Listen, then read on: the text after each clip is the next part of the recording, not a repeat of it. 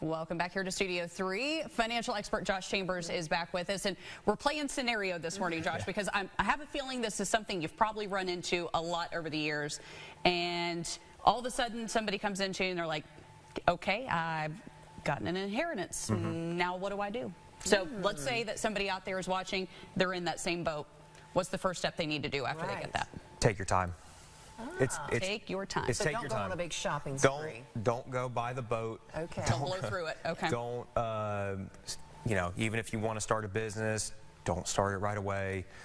Take your time. Go speak to an advisor, go speak to somebody and get help understanding how this money works and how the best way to plan with it is.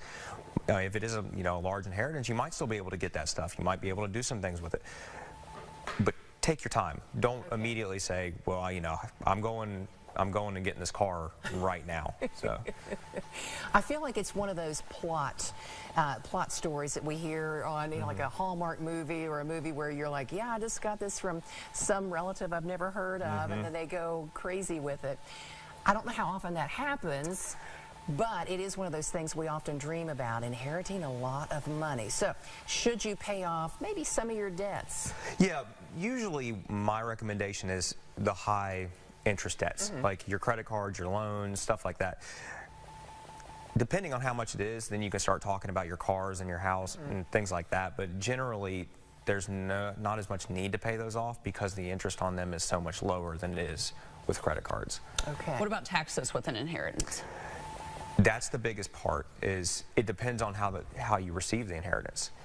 Different types of accounts have different taxation rules. Okay. So some of them you might have to pay the tax all up front if you want to take it out. Some of them, there might be a cost basis if it's in stocks. There's ways to work around it.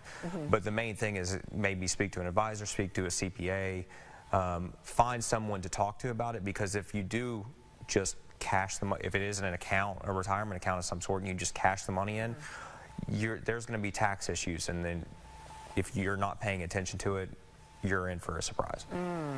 So that nice inheritance may not be so nice for you at that point.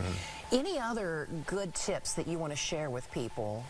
You just don't do it alone. I mean, you can speak to an advisor, you can speak to, CPAs, lawyers.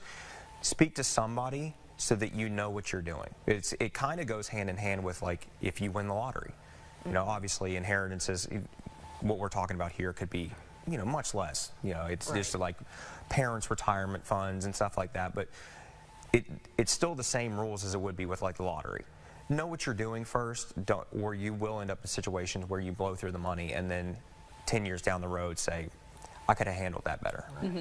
But you said it all boils down to basically 3 words, and you said just take your time. Exactly. That's great advice. Well, Josh, thanks so much for stopping by and helping us out with this one. Yeah, I appreciate it. Josh, thank you. Thanks. All right, when we come back.